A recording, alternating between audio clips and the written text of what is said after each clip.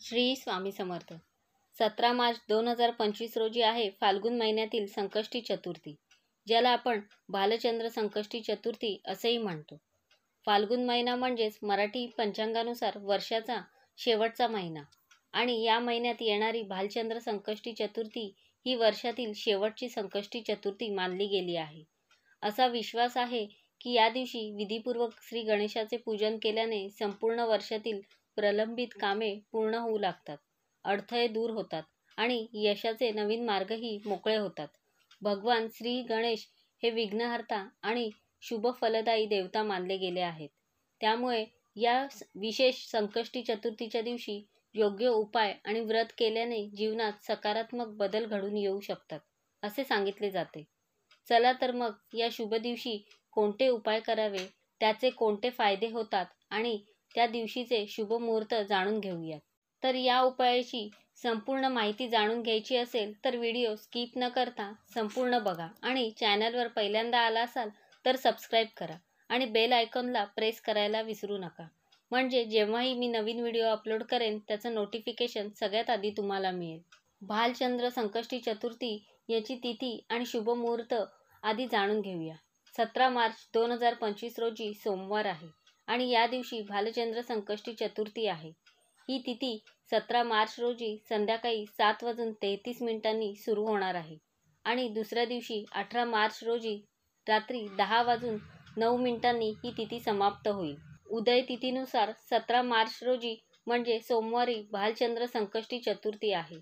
या दिवशी चंद्रोदयाची वेळ रात्री 10:05 आहे। स्थानानुसार ही वेळ वेगवेगळी असू शकते। भालचंद्र संकष्टी चतुर्थीच्या दिवशी श्री गणेशाचे पूजन कसे करावे बघूया।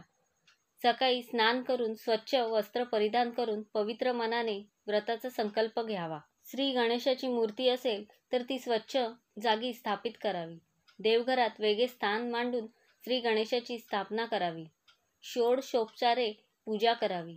अक्षदा फूल वाहून नमस्कार करावा। त्याचबरोबर दुर्वा, मोदक आणि फळांचा नैवेद्य अर्पण करावा। यावेळी ओम गण गणपते नमः या मंत्राचा जप करावा। श्री गणेश अथर्वशीर्ष आणि संकटनाशक स्तोत्रही याचे पठण करावे। चंद्रोदयानंतर चंद्राला अर्घ्य दिल्यानंतरच व्रत पूर्ण करावा। तर अशा पद्धतीने साधी सोपी पूजा भालचंद्र संकष्टी चतुर्थीच्या दिवशी केली जाऊ शकते। आता भालचंद्र संकष्टी चतुर्थीचे महत्त्व काय आहे, तर हिंदू धर्मात भगवान श्री गणेश ही पहिली पूजनीय देवता मानली गेली आहे आणि कोणत्याही शुभ कार्याला पूर्वी त्यांची पूजा अनिवार्य आहे। श्री गणेशाच्या आशीर्वादाने कोणतेही काम केल्यास यश मिळते असे म्हटले जाते। संकष्टी चतुर्थीचे व्रत देखील गणपतीला समर्पित असल्याने या दिवशी त्यांची विधीपूर्वक पूजा केली जाते। भालचंद्र संकष्टी चतुर्थीचे व्रत पाळल्याने जीवनात सुख समृद्धी येते असे मानले जाते। यासोबतच कोणत्याही कामात येणारे अडथळे दूर होतात आणि यशाचे नवीन मार्ग मोकळे होतात असे सांगितले जाते। भालचंद्र संकष्टी चतुर्थीचे हे व्रत मराठी वर्षातील शेवटचे व्रत असणार आहे। या दिवशी उपासना कशी करावी, तर या दिवशी उपासा इतकाच उपासनेलाही महत्त्व आहे। देवाची करुणा करावी, त्याच्या सानिध्यात राहावं, पूजा करावी। यामुळे पूजेत मन एकाग्र होतं, बाह्य विश्वाचा विसर पडतो, मुखी नाम यावे याकरता ओम गण गणपते नमः या मंत्राचा जप करावा आणि सांगितल्याप्रमाणे अथर्वशीर्षाचा पाठ करावा। अथर्वशीर्ष पाठ असल्यास त्याचे 11 किंवा 21 आवर्तने करावीत। अगदी शक्य नसेल तर एकदा तरी भक्तिभावाने अथर्वशीर्ष म्हणावं किंवा श्रवण करावे। आपली इच्छा देवासमोर प्रकट करावी आणि इच्छापूर्ती होण्यासाठी देवाकडे प्रार्थना करावी। इच्छेमागील हेतू शुद्ध असतील आणि कर्म चांगले असतील तर नक्कीच गणरायाची कृपा लाभण्यास वेळ लागत नाही असे सांगितले जाते। शिवाय आधी सांगितल्याप्रमाणे मराठी वर्षातील ही शेवटची संकष्टी चतुर्थी आहे। त्यासाठी काय करायचे आहेत, कोणते सोपे उपाय आहेत ते बघूया।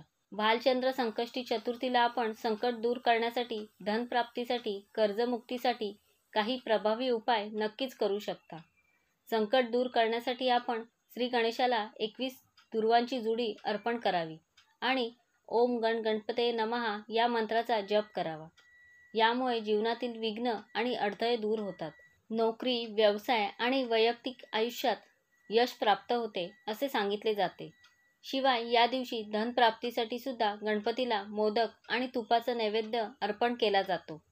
यावेळी ओम श्री गण सौख्यप्रदाय गणपते नमः या मंत्राचा जप करावा. यामुळे आर्थिक स्थिती सुधारते असे सांगितले जाते. शिवाय विद्यार्थ्यांसाठी सुद्धा या दिवशी उपाय केले जाऊ शकतात. विद्यार्थ्यांना या दिवशी गणपती अथर्वशीर्षाचे पठण करण्यास सांगावे आणि केशरयुक्त दूध गणपतीला अर्पण करावे. यामुळे मुलांच्या बुद्धीची तीव्रता वाढते, स्मरणशक्ती सुधारते आणि परीक्षेत यशही प्राप्त होते असे सांगितले जाते. शिवाय या दिवशी दीपदानालाही महत्त्व आहे. संध्याकाळी श्री गणपतीसमोर तुपाचा दिवा लावावा आणि श्री गणेश गायत्री मंत्राचा जप करावा. यामुळे कुटुंबात आनंद, सौख्य आणि समृद्धी येते.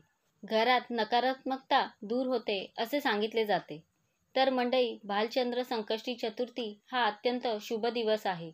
या दिवशी गणपतीची पूजा, व्रत आणि उपाय केल्यास संकटांचे निवारण होते, आर्थिक स्थिती सुधारते आणि कुटुंबात सुख समृद्धी येते.